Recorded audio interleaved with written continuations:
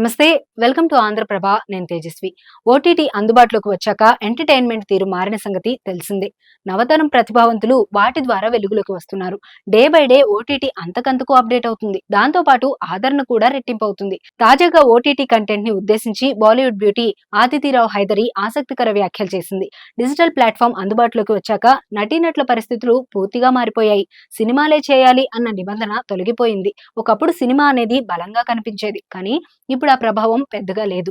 Cinema లేకపోతే OTT option ఉందిగా అన్న ధీమా ఔత్సాహికుల్లో కనిపిస్తుంది. థియేటర్లలో వచ్చే సినిమాలో ఒక్కరే హీరో ఉంటారు. కానీ ఓటీటీలో అంతా హీరోలే. ఎవరికి వారే హీరో పాత్రలు పోషిస్తుంటారు. నాకు ఈ రెండు మాధ్యమాలు ఇష్టమే. కానీ సినిమాల కంటే ఓటీటీలోనే మంచి కంటెంట్ అందుబాటులో ఉంటుంది అన్నది వాస్తవం. వ్యక్తిగతంగా ఓటీటీ కంటెంట్ ని బాగా కనెక్ట్ అవుతున్నాను. ఇవి ప్రేక్షకుల్ని ఎక్కువగా ప్రభావితం చేస్తున్నాయి. హీరామండి కూడా త్వరలో ఓటీటీలోనే రిలీజ్ అవుతుంది.